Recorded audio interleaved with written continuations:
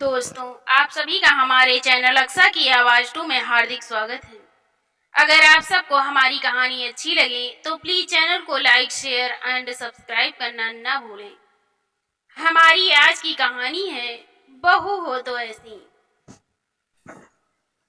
सुनो जी, मैं सोच रही हूँ कि हम अपने बेटे नवीन से मिलने चल रहे हैं तो वहीं अपनी बेटी रवीना को भी बुला लेते हैं, क्योंकि अब उसकी बच्ची की भी छुट्टी हो रखी है तो दोनों बच्चों से वहीं मिलना हो जाएगा।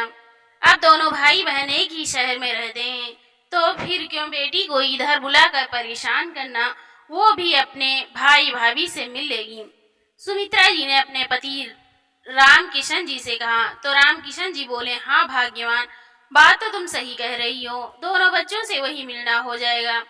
मैं जरा नवीन को फोन करके बता देता हूँ कि हम लोग आ रहे हैं। हाँ ठीक है जी कहते हुए सुमित्रा जी रसोई घर में चली गईं और इधर राम किशन जी ने अपने बेटे नवीन को फोन किया तो उधर से तेज संगीत के बजने की आवाज आ रही थी, कई लोगों के ठहाकों की भी आवाज आ रही थी। तो राम किशन जी को लगा कि उन्होंने गलत समय पर कॉल कर दिया। बेटा, लगता है कि तुम ज्यादा व्यस्त हो, बाद में फोन करता हूँ, राम किशन जी ने कहा। तो नवीन बोला, हाँ पापा, आज कुछ दोस्त जो शादी में शामिल हो नहीं हो सके थे उनको खाने पर बुलाया था, वही पार्टी चल रही है जिसका शोरगुल आप सुन रहे होंगे, बाद में बात करते हैं, कहते हुए नवीन ने फोन काट दिया। तभी अंदर आते हुए सुमित्रा जी ने कहा, क्या हुआ जी, क्या कहा है नवीन ने? कुछ नहीं भाग्यवान, लग रहा है वो अपने दोस्तों को अपनी शादी की पार्टी दे रहा है, इसलिए बात नहीं हो पाई, कल बात करते हैं। तुम तो अपने चढ़ने की तैयारी करो, परसों हमें चढ़ना भी है। हाँ जी, वो तो ठीक है, लेकिन पहले बेटे से तो बात हो जाने दो, कहीं हम सारी तैयारी कर लें और बेटे के पास कहीं समय ही ना हो। अरे लगता है तुम भी पगला गई हो, बेटे के पास हम चल रहे हैं, बेटा हमारे पास नहीं आ रहा, जो उसे समय नहीं मिलेगा, कहते हुए रामकिशन जी ठहाके लगाकर हंसने लगे। अगले दिन रविवार था, आज तो नवीन फ्री होगा, ये सोचकर रामकिशन जी ने अपने बेटे नवीन को फिर से फोन लगाया, लेकिन आज भी कुछ आवाज आ रही थी, पर आज बात करनी बहुत जरूरी थी, इसलिए रामकिशन जी हिम्मत करके बोले, नवीन बेटा, मैं और तुम्हारी माँ कल ही ट्रेन से तुम्हारे पास आ रहे हैं और तुम्हारी दीदी भी अपनी बेटी महक के साथ वहीं आ रही हैं, ताकि वो भी हम सब से वही मिल लेगी। ये सुन नवीन तुरंत बोला, पापा आपने आज फिर गलत समय पर फोन कर दिया, सविता के ऑफिस के बॉस आए हुए हैं, मैं बाद में बात करता हूँ, कहकर नवीन फोन रखने ही वाला था। तभी रामकिशन जी ने कहा, बेटा आज बताना जरूरी था, इसलिए फोन करना पड़ा, क्योंकि हम लोग कल ही निकल रहे हैं। अच्छा पापा, तो क्या आप सभी लोग आ रहे हैं? वो क्या है ना, दिक्कत हो जाएगी। अरे नहीं बेटा, हमें तो कोई दिक्कत नहीं होगी, अपने बेटे के घर से भला हमें क्या दिक्कत हो सकती है, रामकिशन जी ने कहा। तो नवीन बोला, आपको दिक्कत नहीं होगी पापा, लेकिन हमें दिक्कत हो जाएगी। नवीन के इस जवाब से तो रामकिशन जी हैरान रह गए। बगल में खड़ी सुमित्रा जी भी सारी बातें सुन रही थी और सोच रही थी कि अभी वो अपनी बेटी को क्या बताएंगे और कैसे बताएंगे कि नवीन ने आने से मना कर दिया। शादी के पहले तक तो नवीन ऐसा नहीं था, शादी के बाद क्या हर कोई इतना बदल जाता है कि अपना परिवार ही उसको पराया लगने लगता है। बेटी की बातों से आहत रामकिशन जी ने रात का खाना भी नहीं खाया और चुपचाप सो गए। पर इधर सुमित्रा जी सोचती रही कि कल उन्हें अपनी बेटी को बताना होगा कि वे लोग मुंबई नहीं जा रहे हैं, इसलिए वो भी अपने भाई के घर जाने का प्रोग्राम कैंसिल कर दें। लेकिन इसका कारण क्या बताएंगे, ये सोच सोच कर ही सुमित्रा जी का दिल बैठा जा रहा था। अगले दिन सुबह रामकिशन जी सोकर उठे ही थे कि तभी नवीन का फोन आ गया।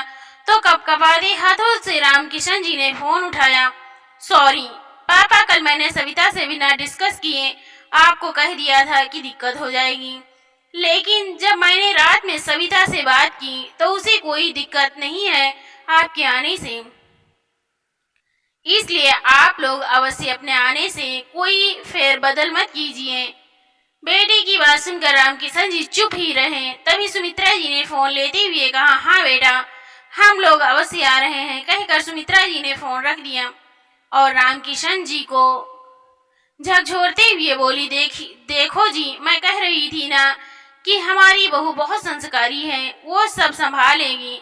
रामकिशन जी को अभी भी कुछ समझ नहीं आ रहा था कि दिक्कत किसको थी, लेकिन ये जरूर समझ गए थे कि बच्चों को दी गई परवरिश में जरूर कहीं ना कहीं कोई कमी रह गई है। इसलिए तो बेटा अपने डिसीजन खुद नहीं ले सकता। खैर जो भी था, अब वे दोनों अपने बेटे बहू के पास जाने की तैयारी में लग गए और अपनी बेटी रवीना को भी फोन करके बता दिया कि वो लोग अभी निकल रहे हैं, तुम भी आने की तैयारी कर लो। ट्रेन में बैठते ही रामकिशन जी ने अपने बेटे के पास फोन करके बता दिया कि वो लोग कल सुबह तक पहुंच जाएंगे। तो बेटे ने भी हामी भरती हुई कहा, हाँ पिताजी ठीक है, लेकिन अगर मुझे थोड़ी देर भी हो जाए तो आप लोग स्टेशन पर ही रुक जाना, मैं लेने आ जाऊंगा। अगले दिन सुबह 6 बजे स्टेशन पर उतरते ही रामकिशन जी ने अपने बेटे के पास फोन मिलाया, पर नवीन ने फोन नहीं उठाया। तो चिंतित होते हुए सुमित्रा जी से पूछा, सुमित्रा अब क्या किया जाए? नवीन तो फोन ही नहीं उठा रहा। कोई बात नहीं जी, एक बार फिर कॉल कीजिए, वो नहीं तो बहू जरूर फोन उठाएगी। सुमित्रा जी को नवीन से अधिक बहू पर विश्वास था। ये देखकर रामकिशन जी भी खुश थे कि माँ को अपने बेटे से ज्यादा अपनी बहू पर विश्वास है। तो इससे बड़ी बात आज के रिश्तों के बदलते दौर में और क्या हो सकती है। सोचते हुए रामकिशन जी ने बेटे को फिर से कॉल किया, तो इस बार बेटे ने ही फोन उठा लिया। उसके उत्तर से लग रहा था कि अभी तक वो नींद से जगा नहीं है। उसने कहा, कौन है? कौन? मैं तुम्हारा पापा बोल रहा हूँ बेटा, हम लोग मुंबई स्टेशन पर आ गए हैं, तुम्हारा इंतजार कर रहे हैं। अच्छा ठीक है पिताजी, आप लोग वहां से निकल कर गेट की तरफ आ जाइए,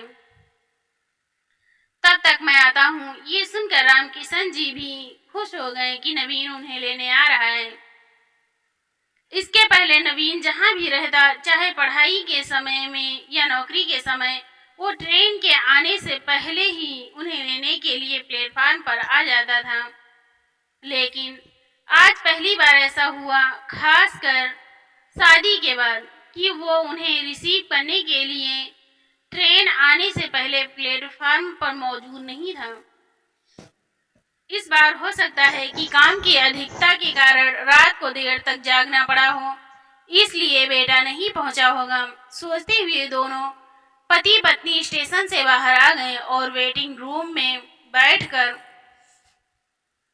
नवीन के इंतजार करने लगे। तभी थोड़ी देर बाद नवीन का फोन आया, आप कहाँ हैं पापा? बेटा बुकिंग काउंटर के सामने हॉल में इंतजार कर रहे हैं।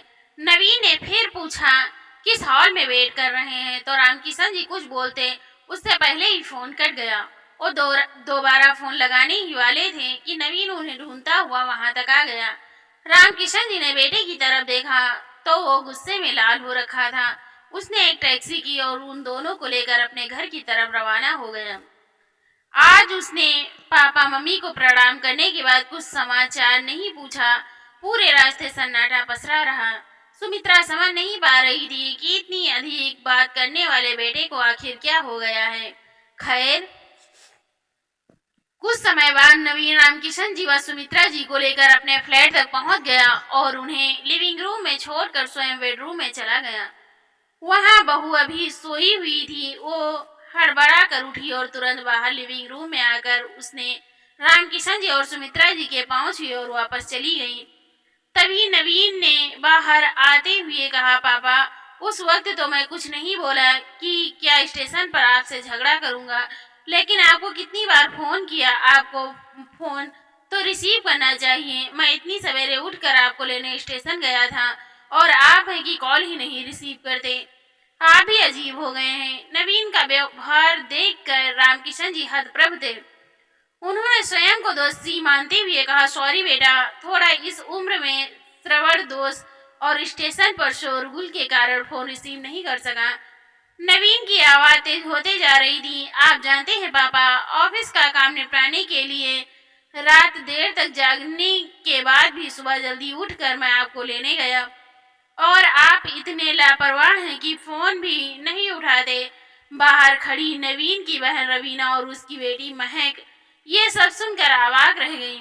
रामकिशन जी भी अपना सर झुकाए चुपचाप नवीन की बातें सुन रहे थे ताकि नवीन को लगे कि उसकी बातें और आरोप उन्होंने स्वीकार कर लिया है। ये जरूरी भी था क्योंकि वो नहीं चाहते थे कि नई बहू के सामने कोई भी तमाशा हो। लेकिन नवीन ने अपने माता पिता पर जोर जोर से चिल्लाकर अपनी पत्नी सावित्री के सामने बेटे और बाप के रिश्तों की कलाई जरूर खोल दी थी। जिस माता पिता को बेटा ही सम्मान नहीं देता हो उसे बहू क्या सम्मान देगी। सुमित्रा जी ने देखा कि उनकी बहू भी कमरे में पर्दे के पीछे खड़ी होकर सारा दृश्य देख रही थी। तभी अचानक डोरबेल बजी। लगता है रवीना आ गई, सोचते हुए सुमित्रा जी ने जाकर दरवाजा खोला तो सामने अपनी बेटी और नाती को देखकर बहुत खुश हो गई। रवीना ने भी ये जाहिर नहीं होने दिया कि उन्होंने उनकी सारी बातें सुन ली हैं। वो भी खुशी खुशी घर के अंदर आ गई। थोड़ी देर बाद सविता ने चाय बनाकर उन तीनों को बाहर हॉल में ही दे दी और जल्दी जल्दी तैयार होकर एक साथ दोनों पति पत्नी अपने ऑफिस के लिए निकल गए। जाते समय नवीन ने कह दिया कि माँ, दीदी आप लोग खाना खा लीजिएगा, मेड खाना बना कर जाएगी। सविता ने उसे जरूरी निर्देश दे दिए हैं। बोलते हुए वो घर से बाहर निकल गया। पूरे दिन भर रामकिशन जी व सुमित्रा जी अपने बेटे की कही बातें भूलकर बेटी और नाती के साथ खुशी खुशी दिन बिताया। शाम को जब सब लोग एक साथ खाना खाने बैठे तो नवीन ने अपनी भांजी महक से कहा, देखो महक, खाना चबा चबा कर खाया करो, ज्यादा देर तक चबा चबा कर खाने से गुस्सा भी कम आता है। इतने में महक बोल उठी, मामू, मुझे लगता है इस शिक्षा की जरूरत तो आपको अधिक है। आपने सवेरे सवेरे नाना जी के साथ ठीक से बिहेव नहीं किया। Learn to behave yourself then teach others. कहकर वो बिना खाना खाए ही वहां से उठ गई।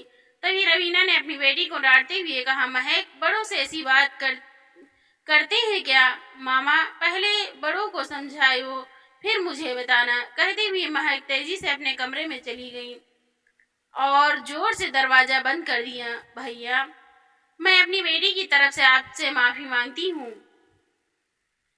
रवीना ने नवीन की तरफ देखते हुए कहा तो नवीन कुछ नहीं बोला और चुपचाप उठकर बिना खाना खाए ही अपने कमरे में चला गया। कल रात के बाद आज सुबह से ही वातावरण तनावग्रस्त था। सविता ने रामकिशन जी को चाय लाकर दे दी।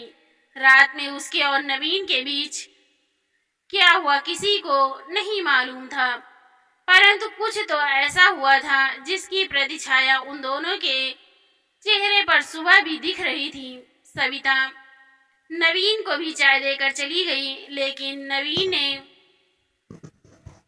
आज चाय नहीं पी।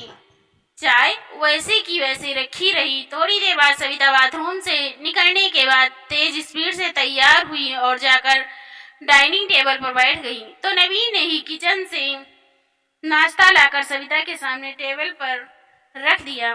बेटे का बहू के लिए नाश्ता लगाकर टेबल पर रखना रामकिशन जी को कुछ अजीब लग रहा था। वो कुछ कहते उससे पहले ही सुमित्रा जी ने उन्हें इशारों से चुप ही रहने के लिए कहा। सविता नाश्ता करने के बाद चुपचाप अपने ऑफिस के लिए निकल गई। नवीन भी ठीक उसके पीछे पीछे निकल गया, लेकिन थोड़ी देर बाद नवीन वापस लौट आया। उसके चेहरे पर तनाव के भाव स्पष्ट झलक रहे थे। वो आते ही शुरू हो गए, देखिए, आप लोगों को सुनने में तो कुछ अजीब जरूर लगेगा, लेकिन इतना शोरगुल वाला माहौल मेरे लिए ठीक नहीं लग रहा है। टीवी का लगातार ऊंचे वॉल्यूम पर चढ़ना, दीदी और महक का जोर जोर से आपस में बोलना मुझसे बर्दाश्त नहीं होता। भाई के मुंह से ऐसी बातें सुनकर रवीना की आंखों में आंसू आ गए। वो रोते हुए बोली, भैया अगर मेरे व्यवहार से तुम्हें तकलीफ हो रही है तो मैं माफी चाहती हूँ। मेरी बच्ची थोड़ी लाउड बोलती है, मैं भी उससे बात करती हूँ या डांटती हूँ तो वो थोड़ी लाउड हो जाती है, इसके लिए मुझे माफ कर दो। रामकिशन जी पूजा पाठ कर रहे थे, उनसे रहा नहीं गया, वो पूजा के बीच में उठ गए। उनकी आदत हमेशा सुनने की ही रही। वह दूसरों की बातें पहले अच्छी तरह से सुनते हैं, उसके बाद ही अपनी प्रतिक्रिया जाहिर करते हैं ताकि विरोध और विवाद शांत हो जाए। लेकिन जब पानी सर से ऊपर निकल जाए तो इस तरह से फट पड़ते हैं जैसे भूचाल आ गया हो। आज भी वो थर्रा गए। तो देखो नवीन, जब से हम लोग आए हैं मैं देख रहा हूँ कि तुम असहज हो गए हो, किसी को कुछ भी बोल देते हो। अगर मुझसे कुछ कहोगे तो मैं बर्दाश्त कर लूंगा, लेकिन अगर अपनी माँ और बहन की इज्जत नहीं करोगे तो मैं इसे कतई बर्दाश्त नहीं कर सकता। मेरी बेटी मेरे कहने से यहाँ आई है, उसके दिल को दुखाने वाली कोई भी बात कहना मुझे मेरा अपमान लग रहा है। तुम्हें क्या लग रहा है कि तुम खुद ही यहाँ तक पहुँच गए हो? तुम्हें बनाने में और यहाँ तक पहुँचाने में परिवार के हर सदस्य का योगदान है। और फिर कोई भी व्यक्ति चाहे किसी भी ऊंचाई तक पहुँच जाए, वो अपनी जमीन नहीं छोड़ देता, और जो जमीन छोड़ देते हैं वो आधारहीन हो जाते हैं। कहते कहते रामकिशन जी हाँफने लगे। पूरे वातावरण में सन्नाटा छा गया। उनको ऐसा रूप नवीन ने भी पहले कभी नहीं देखा था। उन्होंने थोड़ी सांस लेने के बाद आगे कहना जारी रखा, नवीन, मैंने अपने बड़े भाई के पिता की तरह देखभाल की। तुम भी जानते हो मेरे पिताजी जब मैं बहुत छोटा था उसी समय गुजर गए थे। मैंने जब से होश संभाला है तब से अब मैंने अपने बड़े भाई को ही पिता के सम्मान माना था। तुम्हारी दादी मरने तक मेरे पास ही रही, ये तो तुमने भी देखा होगा। मैंने अपने मेरे भाई की पत्नी जो ब्रेस्ट कैंसर से ग्रस्त थी, अपने 2 कमरे वाले छोटे से क्वार्टर में रखकर 4 महीने तक उसका इलाज करवाया। और तुम्हें तुम्हारे माँ बाप, बहन और भांजी 10 दिन के लिए यहाँ आए हैं, वही भारी पड़ रहे हैं। मैं जानता हूँ कि तुम ये सब अपनी नई पत्नी के ऊपर अपना इम्प्रेशन और रुतबा दिखाने के लिए कर रहे हो, और शायद उसे प्रभावित करने के लिए भी, लेकिन इससे तुम्हारा रुतबा बढ़ेगा नहीं बल्कि उसकी नज़रों में और भी गिर जाएगा। वो अभी यहाँ नहीं है, इसलिए तुम्हें मैं ये हिदायत दे रहा हूँ ताकि तुम अपने आप को अपनी पत्नी के सामने मेरे द्वारा अपमानित हुआ ना समझो। पिता की बात सुनकर नवीन हकलाते हुए बोला, आप लोग जो भी कहें, लेकिन मैं ये मानता हूँ कि आज जो कुछ भी हूँ वो मेरी व्यक्तिगत उपलब्धि है। इतना कहकर नवीन बिना किसी को कुछ कहे सुने अपने कमरे में जाकर सो गया। आज वो ड्यूटी पर भी नहीं गया और खाना भी नहीं खाया। शाम के करीब 4 बजे नवीन खुद ही उठा। उसने बाथरूम में काफी देर तक स्नान किया, जैसे अपने शरीर पर आए हुए गुस्से की परत को धोकर प्रचलित कर देना चाहता हो। थोड़ी देर बाद रामकिशन जी ने उसे नीचे जाते हुए देखा।